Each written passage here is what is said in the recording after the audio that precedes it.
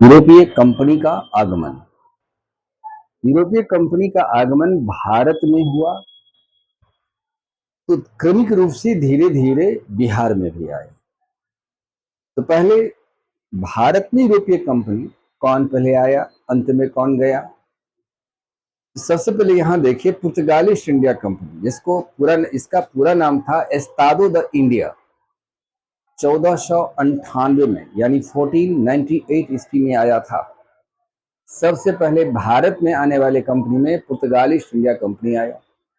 दूसरा अंग्रेजी east India company आया। इस कंपनी का पूरा नाम था the governor and company of the merchants of trading into the east Indies, जो 31 दिसंबर 1600 को स्थापित हुआ था और वह भारत में व्यापार करने के लिए आया। तीसरा कंपनी है डच ईस्ट इंडिया कंपनी। इसका पूरा नाम था वेरिंग इंडे ओस्ट इंडियो कंपनी, जो 1602 में भारत आया।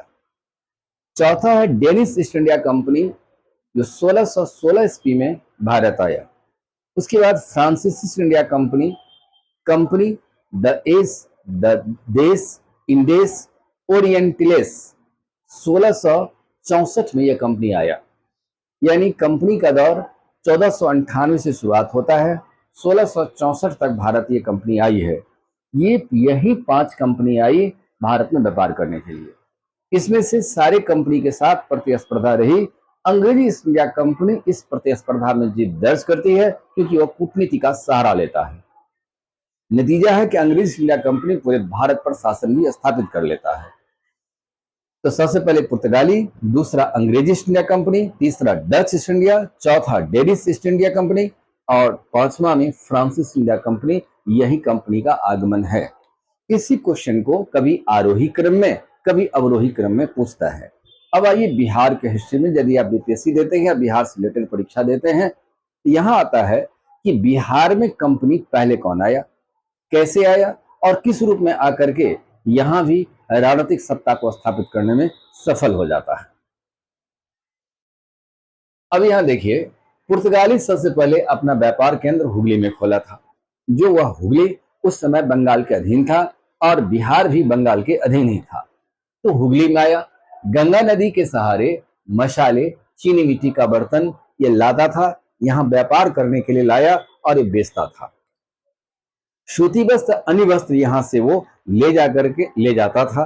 यही पुर्तगाली ईस्ट इंडिया कंपनी का व्यापारिक गतिविधियां थी। तो पुर्तगाली आया। उसके बाद डच ईस्ट इंडिया कंपनी 1632 में डच फैक्ट्री की स्थापना पटना कॉलेज के उत्तरी इमारत में स्थापित किया। सूती वस्त्र, चीनी, सोरा, अफीम का व्यापार यह करता था। तो दूसरा स्थान पर डच ईस्ट इंडिया कंपनी आता है।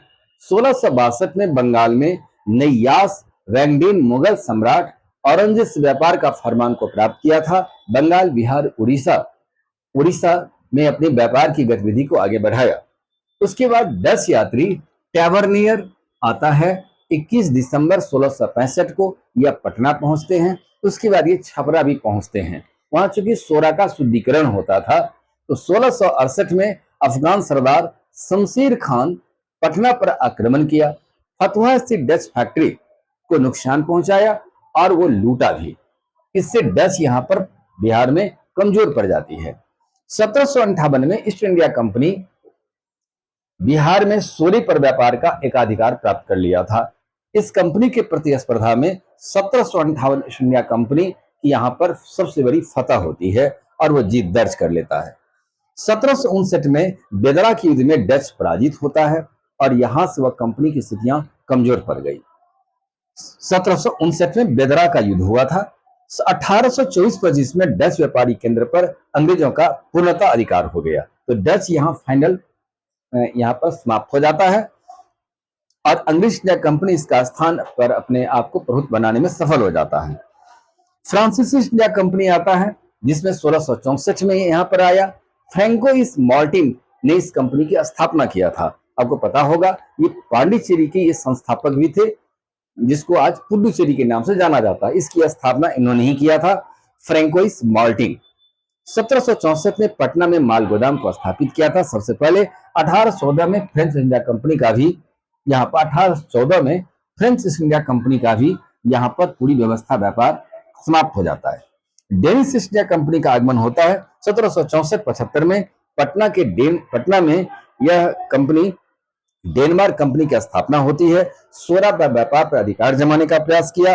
1845 में आते आते डेनिश इंडिया कंपनी भी ब्रिटिश इंडिया कंपनी के प्रतिस्पर्धा में यह कमजोर पड़ जाते हैं, यहाँ पर भी यह खत्म हो जाता है। उसके बाद अंग्रेज इंडिया कंपनी आती है। अंग्रेज इंडिया कंपनी के पीछे कारण था प्लासी की लड़ाई, वो जीत दर्ज किया था। उसके बाद वह बंगाल, बिहार, उड़ीसा पर अपने बहुत जमाने में सफल भी हो जाता है। इसके पीछे बात देखिए, अंग्रेज इंडिया कंपनी जब आया तो 1691 में 1691 में पटना के गुलजार बाग में पहला ये माल गोदाम खुलता है। कैलिको वस्त्र और कच्चे रेशम, शोरा व्यापार का, अफीम व्यापार का भी यह अपना मुख्य रूप से गतिविधि को आगे बढ़ाया। उसके बाद वह ईस्ट इंडिया फैक्ट्री अपना चीफ जॉब चौरनाक को बनाता है। जॉब चौरनाक बनाने के बाद 1718 में पटना के में फैक्ट्री की स्थापना किया था। वो 1750 से 75 तक पटना में अंग्रेज अपना विशुद्ध रूप से लाभ कमाने की ओर बल दिया था। उसके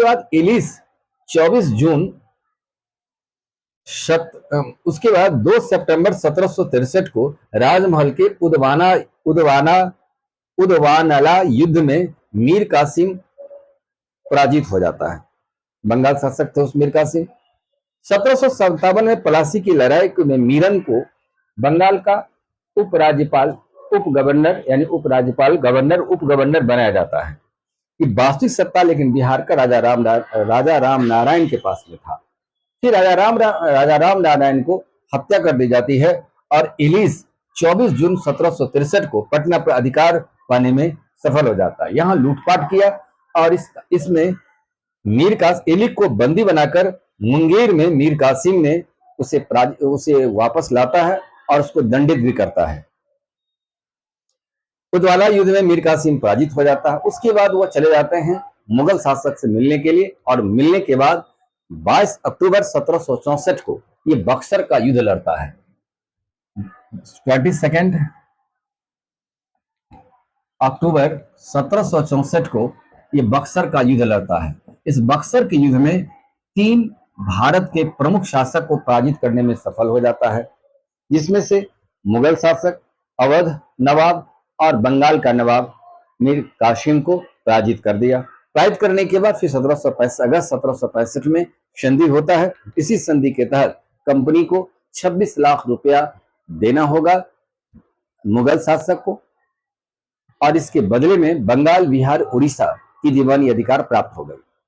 दीवानी अधिकार प्राप्त करने के बाद यह मूलतः कंपनी सारी कंपनी को प्रतिस्पर्धा में मात देता है और ईस्ट इंडिया कंपनी भारत पर आर्थिक रूप से संपन्न होने के बाद यह राजनीतिक संप्रभुता को भी प्राप्त कर लेता है। यही से बिहार भी उस बंगाल के अधीन रहकर शोषण के इस व्यवस्था में वह भी शामिल हो गया और ईस्ट इंडिया कंपनी यहाँ पर शोषण की गतिविधि को जारी रखा।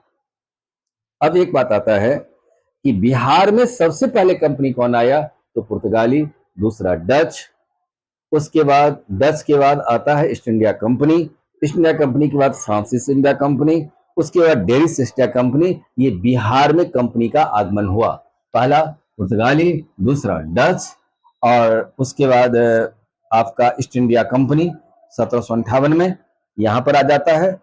उसके बाद आपका फ्रांसीसी east India company, Danish east India company, यही कंपनी का आगमन का दौर रहा जो बिहार पर व्यापार करने के सिलसिले में लाया।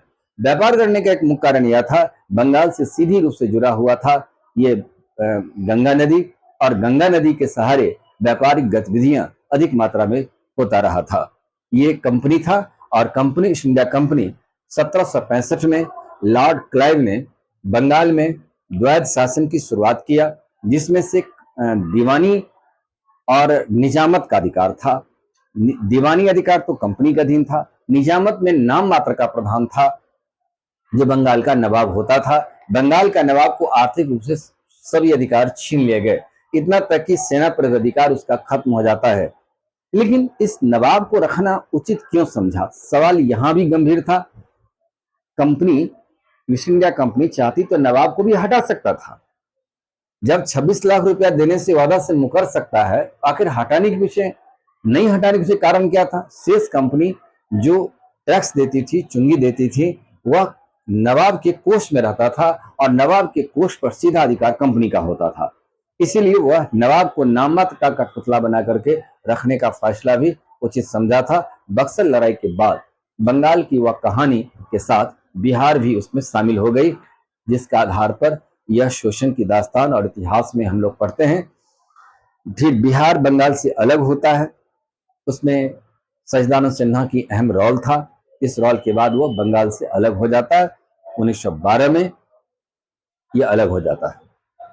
यही कंपनी की स्थिति है।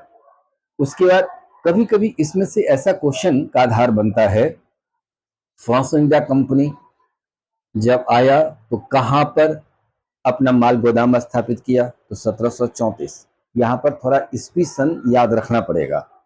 दूसरा बात था, कौन सा बंगाल का नवाब था जो अपनी राजधानी मुंगेर स्थापित किया? मुर्शिदाबाद से मुंगेर स्थानांतरित किसने किया? मीर कासिम किया। और मीर कासिम ने पटना को बहुत बेहतरीन तरीका से लूटा था। यहाँ पर कत्लेआम भी अंग्रेज को किया था, जो पटना लूटकांड के नाम से इतिहास में जाना जाता है। इसी के बाद धीरे धीरे क्रमिक रूप से हम बिहार के मॉडर्न हिस्ट्री पर एक रिवीजन क्लास के रूप में चलाते रहेंगे। आप इससे जुड़े रहिए।